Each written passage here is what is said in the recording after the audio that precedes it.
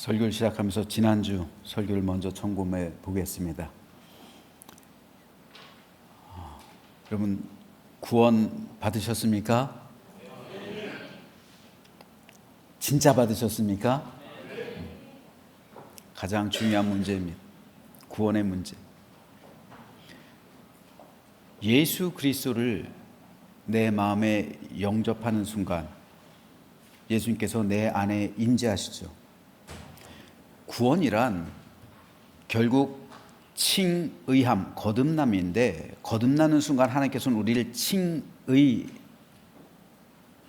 순간으로 우리를 부르시는 거예요. 칭의란 하나님이 의롭다 인정해 주시는 게 칭의입니다. 우리가 도덕적으로 윤리적으로 완전하지가 않아요. 하지만 그 아들 예수 그리스도의 생명이 내 안에 있기 때문에 하나님께서 내 안에 있는 예수님의 생명을 보고 나를 의롭다 칭해 주시는 거예요. 그것이 바로 구원이에요. 그래서 아들 예수 그리스도의 생명이 아들 예수 그리스도께서 내 안에 있는 사람은 구원을 받는 것이고 그렇지 않은 사람에겐 구원이 없는 거예요. 영접한다는 것은 그 아들 예수 그리스도를 나의 하나님, 나의 구세주, 나의 왕으로 영접하는 거예요. 내 마음에 받아들이는 겁니다. 그 순간 예수님께서 내 안에 임재하시고 나는 성령 세례를 받고 성령께서 내 안에 임재하심으로 나는 성령의 전이 되는 거예요. 그래서 나는 제사장이 되는 것이고요.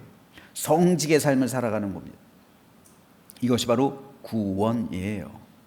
그러므로 예배는 구원받은 사람이 하나님께 드리는 것이지 구원받지 않은 사람이 하나님을 예배할 수는 없는 거예요. 그러므로 우리 모두 다 구원받은 믿음의 확신 가운데 우리 하나님을 예배하는 우리 모두가 되시기를 주님의 이름으로 축복합니다.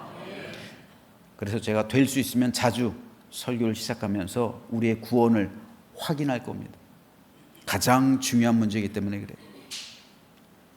특별히 오늘은 종려주일입니다. 종려주일은 예수님께서 예루살렘에 들어가실 때 수많은 사람이 종려 가지를 흔들면서 예수님의 예루살렘 입성을 환영한 사건에서 유래했습니다. 바울과 동시대 사람이었던 유대 역사학자 요세푸스의 기록에 의하면 예수님 당시 예루살렘으로 모인 사람들의 수는 어림잡아 300만 명 정도 되었다고 합니다. 그만큼 6월절에 예루살렘은 순례객들로 발 디딜 틈조차 없었던 거예요. 로버트 넵의 연구에 의하면 그 당시 로마 제국 전체 인구가 5천만에서 6천만 정도 됐다고 합니다. 그러니 300만이라는 숫자는 로마 제국 전체 20분의 1에 해당하는 어마어마한 숫자예요. 따라서 6월절 기간 동안 희생 제물로 드린 짐승의 수는 굉장히 많았습니다. 요세푸스는 6월절 기간에 희생 제물로 드린 짐승의 수가 25만 5,600마리였다고 기록합니다. 6월절 하루 포함해서 무교절 7일이니까 모두 8일이에요. 8일 동안 하루 평균 3만 2천 마리의 짐승을 희생 제물로 드린 거예요. 그 정도로 많은 사람들이 6월절 기간 동안 있었던 겁니다. 그러면 정치적인 독립과 자유에 목말라 했던 유대 민족이 그들의 성스러운 수도인 예루살렘에 그것도 300만 명이라는 군중이 집결한다면 거기서 무슨 일이 발생할지 누가 어떻게 합니까? 만약 거기서 대규모 항쟁이 일어나서 독립전쟁으로 비화한다면 그 일을 어떻게 감당하겠어요? 그렇게 유대인들의 6월절 행사는 로마 당국에 있어서는 아주 큰 골칫거리였습니다. 잘못하다간 걷잡을 수 없는 상태로 치닫게 될 위험성이 상당히 농후했기 때문입니다. 따라서 예수님께서 예루살렘에 입성하실 때 거대한 무리들이 보인 반응은 그저 단순한 것이 아니었어요. 오늘 본문 10절에서 마태는 예수께서 예루살렘에 들어가시니 온 성이 소동했다라고 기록하고 있는데 여기서 온 성이 소동했다라는 것을 헬라어 원문으로 직역하면 온 성이 발칵 뒤집혔다입니다. 예루살렘 주민들 그리고 지도층들은 예루살렘으로 예수님께서 입성하시는 그 모습을 보고 경악했단 말입니다. 심이 떨었다는 말이에요. 그래서 온성이 발칵 뒤집혔다는 말입니다. 왜냐하면 예수님께서 예루살렘으로 입성하실 때의 모습은 명백하게 반란을 일으킨 모습이었기 때문입니다. 그것을 확증할 수 있었던 것이 예수님을 따르던 무리들이 하고 있던 두 가지 행동 때문이었어요. 첫째는 8절에 있는 것처럼 그들의 겉옷을 길에 펴고 나뭇가지를 베어 길에 펴는 행위 때문이었고요. 둘째는 9절에 있는 것처럼 호산나 다윗의 자손이여 찬송하리로다 주의 이름으로 오시는 이여 가장 높은 곳에서 호산나 라고 외치는 행동 때문이었어요. 이 두 가지 행동은 사실상 예수님을 왕으로 선포하고 있는 거예요.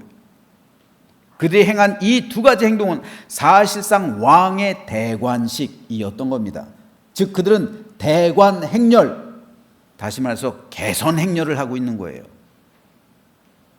구약 성경에 보면 자신들이 세운 왕에게 임시 변통으로 겉옷을 깔아 놓음으로써 최선의 경의를 표한 예가 있었습니다. 바로 예후를 북이스라엘의 왕으로 세울 때 그런 행위를 했었어요. 우리가 각각 자기의 옷을 급히 가져다가 섬돌 위 곧 예후의 밑에 깔고 나팔을 불며 이르되 예후는 왕이라 하더라. 오늘 본문 7절에 보면 예수님의 제자들이 먼저 자기들의 옷을 벗어서 나귀 위에 얹었다고 기록하고 있죠. 이것은 제자들이 예수님을 왕으로 선포했음을 말해주고 있는 거예요. 그리고 이 모습을 본 수많은 무리가 이에 동조한 겁니다. 그리고 지금 그 자리에서 자기들이 할 수 있는 최대한의 예의와 존경으로 자기들의 옷을 벗어서 길에 깔아놓은 거예요. 그런데 오늘 본문 8절에 보면 그들은 겉옷뿐 아니라 나뭇가지를 베어 길에다 펴고 있는 거예요. 그리고 손에 들고 있는 겁니다. 요한은 그 나뭇가지가 종려나무 가지였다고 구체적으로 기록하고 있습니다. 마태, 마가, 누가는 모두 그저 나뭇가지라고 기록하는데 요한만큼은 그 나무가 구체적으로 종려나무 가지였다라고 기록하고 있는 거예요. 왜 그럴까요? 그 이유는 요한의 묵시와 아주 밀접한 관련이 있어요. 요한이 하늘의 광경을 환상 가운데 보잖아요. 하늘의 예배 광경을. 그 가운데 예루살렘 입성과 주님의 예루살렘 입성과 아주 밀접한 관계를 보이고 있는 환상을 보고 있습니다. 이 일 후에 내가 보니 각 나라와 족속과 백성과 방언에서 아무도 능히 셀 수 없는 큰 무리가 나와 흰 옷을 입고 손에 종려가지를 들고 보좌 앞과 어린 양 앞에 서 있었다. 요한은 예수님께서 예루살렘으로 입성하시는 광경과 하늘나라에서 진정한 왕으로 등장하시는 광경을 비교하는 거예요. 오늘 본문에서의 예수님은 왕으로 세상에 오셨습니다. 하지만 왕의 대접을 온전히 받질 못했어요. 그곳에 비록 엄청난 수의 무리들이 있었어요. 그들의 손에 종려가지를 들고 있었고 종려가지를 깔기도 했습니다. 하지만 그들은 진정한 주님의 백성이 아니었어요. 그들은 잔치에 합당하지 않은 더럽혀진 옷을 입은 사람들이었습니다. 그들에게 있어서 예수님은 왕이 아니었어요. 그러나 예수님의 참된 백성은 하늘에 있습니다. 이것을 요한이 바라보고 있는 거예요. 이 세상과는 비교할 수 없는, 아무도 능히 셀 수 없는 큰 무리의 백성이 하늘에 있습니다. 하늘에 있는 주님의 백성들은 더럽혀진 옷이 아니라 흰 옷을 입고 있어요.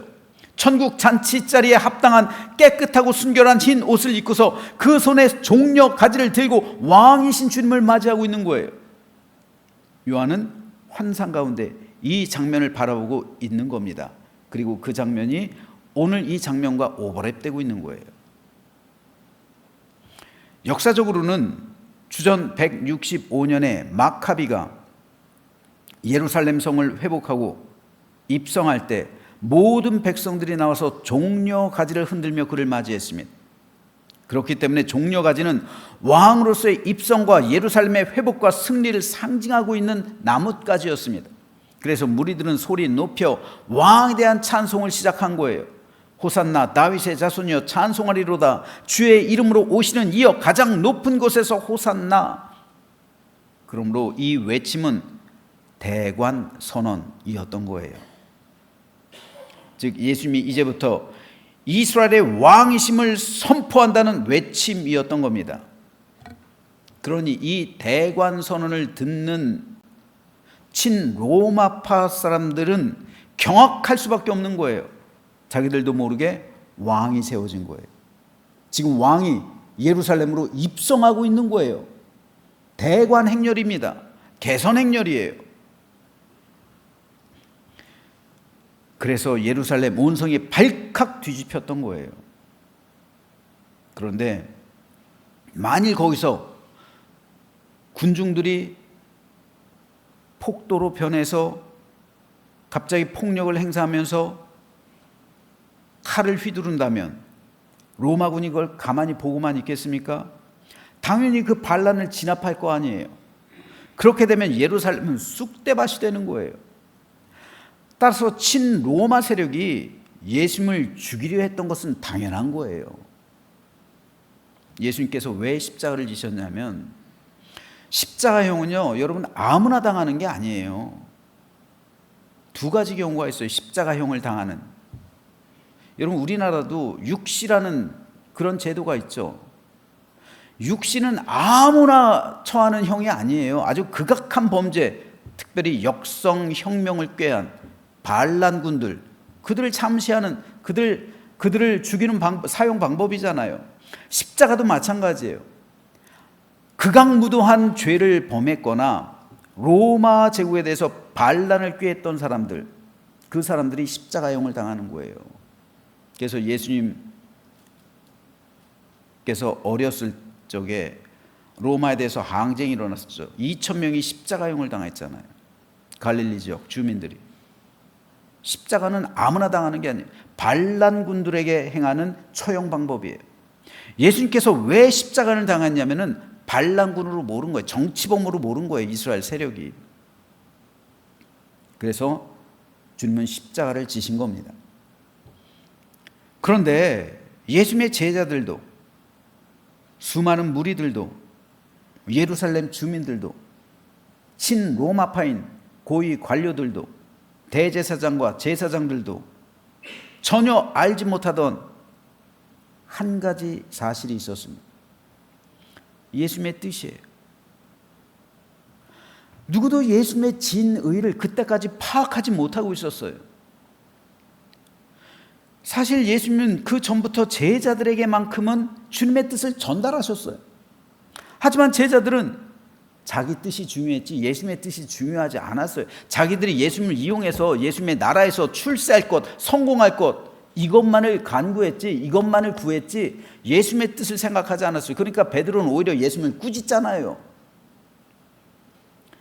예수님께서 아무리 말해도 제자들은 흘려들었어요. 나중에서야 제자들은 그때 예수님께서 왜 이런 말씀을 하신 거구나, 나중에서야 깨닫게 되는 거예요. 사람들은 자기가 듣고 싶은 것만 들으려는 본성이 있어요. 제자들이 그랬고요. 또 오늘 우리들도 그래요. 그렇기 때문에 그리스도의 참 제자는 내가 듣고 싶은 것을 듣는 게 아니라 하나님께서 하시는 말씀을 들어야 되는 거예요. 그리고 그 말씀에 순종하고 그 말씀대로 살아가기를 다짐하는 것, 이것이 바로 제자도입니다. 오늘 본문에 보면 예수님께서 예루살렘 입성을 준비하시면서 제자들에게 한 가지를 준비하라고 명령하세요. 바로 나귀의 새끼입니다. 왜 예수님은 예루살렘에 입성하실 때 말이 아니라 나귀의 새끼를 준비하라고 하셨을까? 제자들은 이때 의문을 품었어야 됐어요. 그리고 왜 그런지 물어봤어야죠. 오늘 보면 2절에서 예수님은 풀어 내게로 끌고 오라 제자들에게 말씀하셨는데요. 이 말을 헬라어 원어로 직역하면요, 너희는 억지로라도 반드시 끌고 와야만 한다 라는 의미예요. 누가 왜 그러는지 묻거든 오늘 대관식 하시는 왕이 필요해서 그런다고 전해라 라는 말씀이에요. 왜 예수님께서는 이렇게 강한 어조의 명령을 제자들에게 하실까요? 마태는 그 이유를 오늘 본문 4절과 5절에서 이렇게 기록합니다. 이는 선지자를 통하여 하신 말씀을 이루려 하심이라. 일러스되 시온 딸에게 이르기를 내 왕이 내게 임하나니 그는 겸손하여 나귀 곧 멍에 매는 짐승의 새끼를 탓도다 하라 하였느니라. 즉 하나님께서 선지자를 통해 하신 그 말씀을 완성하기 위해서, 그 말씀에 응하기 위해서, 그 말씀을 이루기 위해서 예수님께서는 나귀의 새끼를 가져오라고 말씀하신 거예요. 여기서 말하는 선지자는 스가랴입니다. 스가랴 선지자에게 임한 하나님의 말씀은 이렇습니다. 시온에 따라 크게 기뻐할지어다. 예루살렘에 따라 즐거이 부를지어다. 보라, 내 왕이 내게 임하시나니 그는 공의로우시며 구원을 베푸시며 겸손하여서 나귀를 타시나니 나귀의 작은 것 곧 나귀 새끼니라. 예수님께서는 이 말씀을 이루시기 위해서 반드시 나귀의 새끼가 필요했던 거예요. 하나님께서 말씀하시고 스가랴가 예언한 이스라엘의 왕은 정치적인 왕이 아니었습니다. 왜 하나님께서는 스가랴를 통해서 이 땅에 오시는 왕은 나귀의 새끼를 탈 것이다 말씀하셨을까요? 왜 스가랴는 이런 예언을 남겼을까요? 그리고 왜 예수님께서는 그 예언이 이제 응했다라고 말씀하실까요? 여러분, 하나님께서 말씀하시고 예수님께서 원하셨던 왕은 세상의 정치적인 왕이 아니에요. 예수님께서는 이스라엘의 독립을 위해서 성육신하신 게 아니에요. 예수님은 세상을 구원하시기 위해서 성육신하신 것이지 단지 이스라엘의 자유와 독립을 위해서 성육신하신 분이 아니십니다. 그러나 이스라엘 백성들은 이것을 오해했어요. 자기들만의 메시아를 원했어요. 하지만 하나님께서는 단 한 번도 이스라엘의 왕정을 원하신 적이 없어요. 이스라엘의 왕정 제도는 실패한 것이었어요. 그것은 사실 하나님의 뜻이 아니었어요. 그래서 사무엘을 통해 왕정을 원했을 때 하나님께서 뭐라고 말씀하십니까? 그들이 너를 버린 게 아니라 나를 버렸다. 하나님께서는 그들을 직접 통치하시길 원하신 거예요. 하나님께서 그들의 왕이시길 원하셨습니다. 그런데 이스라엘 백성들은 하나님이 아니라 우리를 대신 다스려줄 인간적인 왕을 필요로 한 거예요. 그런데 이 왕정은 세상의 제도잖아요. 하나님께서 원하신 제도는 제사장 나라잖아요. 그래서 이스라엘이 영원한 하나님의 제사장 나라가 되어서 세상 나라와는 구별되는 참된 평화와 안식과 기쁨과 평등과 자유의 나라, 이 나라로 삼길 원하셨잖아요. 제사장 나라를 보여줌으로 세상 나라들을 구원하시길 원하셨던 것이 하나님의 뜻과 계획이었잖아요. 하지만 이스라엘 백성들은 자기들을 다스릴 왕으로 인간을 선택한 거예요. 제사장 나라가 아니라 세상 제국, 세속 국가를 꿈꿨던 겁니다. 그런데 여러분, 세상 나라는 인간의 탐욕의 기초에 있어요. 인간의 욕심 위에 세워져 있는 나라가 세상 나라예요. 도시 문명입니다. 도시 국가예요. 왜 전쟁이 일어나고 피 흘림이 일어나고 한 나라에서조차 다툼과 싸움이 일어나고 안식과 평화와 평등과 기쁨과 자유가 사라집니까? 세상 나라의 태생 자체가 사람의 욕심 위에 세워져 있기 때문에 그래요. 그런데 이스라엘 민족이 이 세상 나라, 세상 제국을 꿈꿨던 거예요. 그래서 자기들을 다스릴 왕을 구했던 겁니다. 그들이 세상 나라를 세우고 왕을 세우는 순간 그들의 믿음은 세속화된 거예요. 내가 살기 위해서 남을 죽여야 하고, 내가 더 많이 갖고 더 잘 살기 위해서 남이 더 가난해져야 하는 것. 이것이 세상 나라의 법칙입니다. 약육 강식의 세계가 국가들 가운데 사회에서도 통용되고 있잖아요. 이것이 어떻게 사람 사는 세계입니까? 사람 사는 세계가 어떻게 동물 세계인 약육강식이 지배를 받고 있어요? 이건 사람 사는 세계가 아니에요. 이건 하나님께서 원하시는 그런 나라가 아닙니다. 그런 사회가 아니에요. 그렇기 때문에 구약의 선지자들은 너희가 선택한 왕정은 실패했다. 그것은 하나님의 뜻이 아니었다. 그러니 이제 우리가 여호와께로 돌아가자. 그 옛날 모세 시대처럼 하나님을 왕으로 삼는 제사장 나라로 돌아가자 선포하고 외쳤던 거예요. 예수님 당시 사람들은 그러나 다윗과 같은 제국의 왕이 다시 일어나서 자신들의 메시아가 되길 원했어요. 정치적인 메시아. 세속 국가를 다시 부흥하고 번영하는 그 나라를, 그 제국을 건설하길 원했다는 말입니다. 하지만 예수님은 하나님 나라의 왕으로 이 땅에 오신 거예요. 세속 국가의 왕이 아니란 말입니다. 그래서 예수님은 말을 탄 게 아니에요. 하나님 나라에 합당한 나귀, 그 중에서도 새끼, 나귀의 새끼를 타고 예루살렘으로 입성한 거예요. 성경을 통해 볼 때 나귀가 상징하는 것은 세 가지가 있어요. 첫째로 말은 전쟁을 상징해요. 그래서 피 흘림이 있죠. 승리가 있어요. 승리한다는 것은 누군가 패배한다는 거잖아요. 피 흘림이 있는 거예요. 굴종이 있는 거예요. 하지만 나귀는 평화를 상징. 하나님 나라는 전쟁을 연습하는 나라가 아니라 평화가 임한 나라예요. 싸움과 다툼과 분열과 전쟁으로 가득한 것이 세상 나라의 특징입니다. 그리고 이것은 곧 지옥의 특징이기도 해요. 하지만 하나님 나라는 참된 평화와 안식이 있고 기쁨과 웃음, 화해와 용서, 사랑이 넘치는 평화의 나라예요. 그리고 이것은 곧 천국의 모습입니다. 그래서 예수님은 나귀를 타고 예루살렘으로 입성하신 거예요.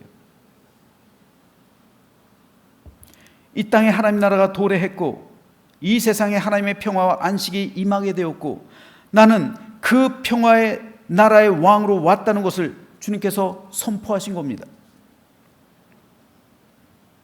그러므로 주님 나라가 선포된 곳에는 평화가 있어요.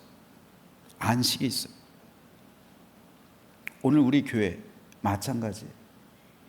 예수 그리스도께서 우리 안에 임재하셨다면 우리에겐 평화가 있는 거예요. 안식이 있는 거예요. 샬롬의 은총이 오늘 우리 가운데 임한 거예요. 우린 이것을 누려야 하는 겁니다. 둘째로 나귀는 겸손을 상징해요. 오늘 보면 5절에 보면 그는 겸손하여 나귀 곧 멍에 매는 짐승의 새끼를 탔도다라고 말합니다. 여기서 겸손이란 헬라어로 프라우스인데 이 단어는 온유함, 친절함, 겸손함, 동정심이 많은 이런 뜻이에요. 이 모든 것을 포함하고 있는 말입니다. 즉 하나님 나라는 온유하고 친절하고 겸손하고 긍휼함이 넘치는 곳이라는 말이에요. 그래서 예수님은 나귀를 타고 입성하셨습니다. 세상의 왕은 결코 나귀 타고 다니지 않아요. 말을 타고 다니죠. 그것은 왕의 품격에 어울리지 않아요. 나귀는 왕의 품격에 어울리는 건 마귀예요. 아니, 말입니다. 말. 이 말인데 이 말이 있는 곳엔 필연적으로 싸움이 있어요. 굴종이 있어요. 피 흘림이 있어요. 하지만 나귀가 있는 곳은 겸손, 온유, 친절, 긍휼. 주님은 나귀를 타고 오심으로 하나님 나라를 그렇게 겸손과 온유와 친절과 긍휼하심으로 그 나라를 다스리는 거예요. 우리는 그 나라의 백성이란 말입니다. 그렇다면 한번 물어볼게요. 여러분 여기 오실 때 뭐 타고 오셨습니까? 말 타고 오셨어요? 나귀 타고 오셨어요? 말 타고 저 문을 들어오셨습니까? 나귀를 타고 저 문을 들어오셨습니까? 말에서 타고 오신 분들 말에서 내리시죠. 말에서 내려야 돼요. 우린 나귀 타고 오셔야 돼요. 나귀 타고 오신 분들은 겸손과 긍휼, 친절, 온유, 그리고 사랑으로 이 자리에 앉아 있을 겁니다. 하지만 말을 타고 오신 분들은 싸움, 다툼, 시기, 질투, 원망, 불만으로 가득 차 있을 거예요. 하나님의 나라는, 천국은 예수 그리스도처럼 나귀를 타고 나귀의 다스림이 있는 곳, 겸손으로 다스려지는 곳, 온유와 친절로 지배되는 곳, 하나님의 사랑과 은혜로 충만함을 입는 곳, 그것이 바로 하나님의 교회예요. 예수님께서 오늘 우리에게 임하셨습니다. 예수님께서 입성하신 것은요, 곧 내 마음에 입성하신 거예요. 내 마음에 예수님께서 입성하셨다면, 나귀 타고 주님께서 내 마음에 임하셨다면, 나도 이제부터 예수 그리스도를 본받아 나귀 타고 다녀야죠.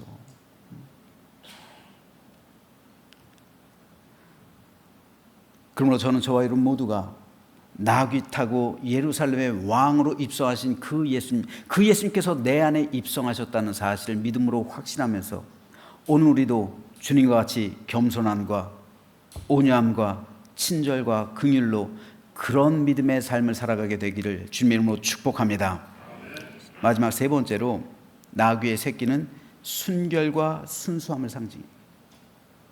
하나님 나라는 순수하고 순결한 곳이에요. 그것은 욕심으로 다스려지는 곳이 아니에요. 거룩함으로 다스려지는 곳이에요. 예수님께서 내 마음에 임재하셨다면 나는 누구보다 순결하고 순수하고 깨끗해야 되는, 이게 복음이에요. 더럽고 추잡한 권력이 더 이상 나를 지배하면 안 되는 겁니다. 그건 마귀의 마음이죠. 하나님께서 내게 임하셨으면, 예수님께서 내 안에 입성하셨으면 나는 이제 하나님 나라의 지배를 받잖아요. 예수 그리스도의 생명이 내 안에 있잖아요. 나의 주인은 이제 예수님이잖아요. 하나님의 마음이 내게 있잖아요. 하나님의 마음이 있는데 내가 어떻게 세상의 욕심으로 나를 채웁니까? 어떻게 하나님의 마음이 있는데 마귀의 마음이 나를 채워요? 있을 수 없는 거예요. 그건 예수님께서 말씀하신 것처럼 어떻게 그리스도와 벨리알이 한 곳에 있을 수가 있어요? 그럴 수 없는 거예요. 더럽고 추잡한 권력으로 내 마음이 지배되는 것이 아니라 이제는 깨끗하고 청결하고 순수하고 순결한 예수님의 마음으로 내 마음이 지배되는 거예요. 그러므로 하나님의 교회는 순결하고 순수한 복음을 끝까지 지켜내야 합니다. 교회가 세속화되면 안 되는 거예요. 세속화가 뭡니까? 섞이는 게 세속화잖아. 순수한 복음과 세속의 욕심이 섞이는 거, 이게 세속화예요. 우리 교회는 크지는 않아요. 하지만 우리 교회는 향남 지역에서 제일 오래된 지역이에요. 물로 따지자면 가장 상류에 있단 말입니다. 그러면 저는 기도할 때 생각해요. 우리 교회의 가치는 무엇일까? 단순하게 역사가 오래된 것, 그리고 순교자, 순국 선열들이 우리 교회에서 있었던 그 일, 너무나도 귀중하죠. 하지만 우리 교회의 핵심 가치는요, 가장 오래된 교회답게, 최상류에 있는 교회답게 순수하고 깨끗하고 청결하고 정결한 복음을 간직하는 것, 이것이 우리 교회의 핵심 가치예요. 저는 이것을 위해서 목회할 겁니다. 성도 여러분, 우리 교회의 핵심 가치는 복음의 순수성, 순결함, 교회의 거룩함, 이거예요. 이것이 우리 교회의 핵심 가치예요. 그러므로 우리 교회에 출석하며 우리 교회에 등록한 여러분 모두는 다 우리 교회의 핵심 가치를 따라서 순수하고 깨끗하고 순결하고 정결한 복음의 순수성, 이것을 세속화시키지 말게 되기를 주님의 이름으로 축복합니다. 이걸 간직하고 있으면 돼요.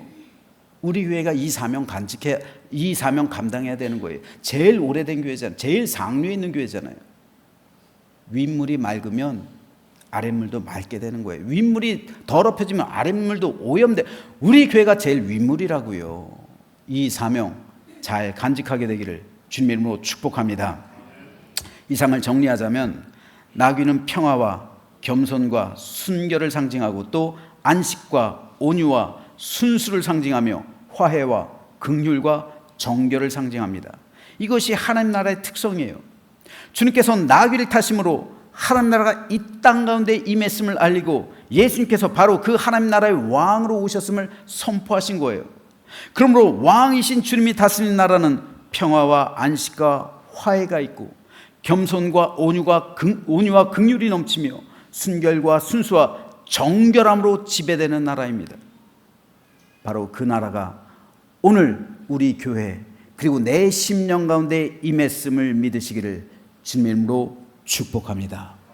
주님께서 예루살렘으로 입성하신 거예요. 우리 교회로 입성하셨습니다. 그리고 내 심령 가운데 입성하셨어요. 예수님을 나의 구주, 나의 하나님, 나의 왕으로 영접하는 이 시간 되시기를 주님의 이름으로 축복합니다. 그러므로 이제 예수님께서 내 안에 임하셨으니 이제부터는 하나님 나라의 삶을 살아야죠. 예수님께서 나의 왕이에요. 그러므로 천국이 내게 임했습니다. 그러므로 천국의 삶을 우린 이제 살아내야 돼요. 마귀의 지배를 받는 게 아닙니다. 하나님 나라의 지배를 받는 거예요. 성령의 인도하심을 받는 거예요. 하나님의 마음을 품는 거예요. 그리스도 예수의 마음 그리고 성령의 인격과 성품을 우리는 이제 닮아가야 하는 겁니다. 이것이 우리의 본분이요, 우리의 사명이요, 우리의 삶이에요. 그러므로 우리는 이제 말하는 것, 생각하는 것, 내 마음에 품는 것, 내가 행동하는 그 모든 것에서 하나님 나라의 복음이 나와야 되는 거예요. 따뜻한 말 한마디, 순수하고 거룩하고 깨끗한 행동 하나, 그리고 내 생각, 내 마음, 내 모든 행동, 이 모든 것이 예수 그리스도의 생명이 우리에게 있는 사람은 거룩한 하나님 나라의 천국에서의 삶이 보여지게 될 줄로 믿습니다. 또한 그 나라가 여러분의 가정 가운데도 임하고 우리 교회도 임해서 우리 교회는 천국 공동체가 된 줄로 믿습니다. 우리가 진실로 주님을 따르는 그리스도인들이라면 우리는 나귀의 새끼를 타고 왕으로 오신 예수님께서 다스리시는 영원한 하나님 나라에 동참한 거예요. 그래서 이제부터 평안과 안식, 기쁨, 사랑과 행복과 축복, 화해와 일치와 용서와 사랑의 정신으로 우리가 지배되고 있는 겁니다. 그러므로 우리는 기쁨이 넘칩니다. 그러므로 우리는 천국의 삶을 살아갑니다. 그러므로 우리에겐 어떤 세상의 염려와 걱정과 근심이 사라지게 되는 거예요. 우리의 관점, 우리의 초점, 우리의 소망은 하늘에 있는 거예요. 예전엔 땅을 위해 살아갔습니다. 하지만 종려주의를 맞이하는 오늘부터 이제부터 하늘 소망하면서 하늘을 바라보고 하늘을 소망하며 종말론적인 믿음의 삶을 살아가게 되기를 주님의 이름으로 축복합니다. 하나님 나라가 여러분에게 임했습니다. 예수 그리스도께서 왕으로 여러분의 심령 가운데 임하셨습니다. 이제 그 왕을 내 마음에 영접하며 천국의 삶을 살아가며 참된 기쁨과 감사로 살아가고 인생의 목적이 이제 바뀌어서 땅이 아니라 하나님 나라. 그래서 마귀의 지배를 받는 게 아니라 하나님의 지배를 받으며 성령의 인도를 받으며 열매 맺는 믿음의 삶을 살아가는 우리 모두가 되시기를 주님의 이름으로 축원합니다.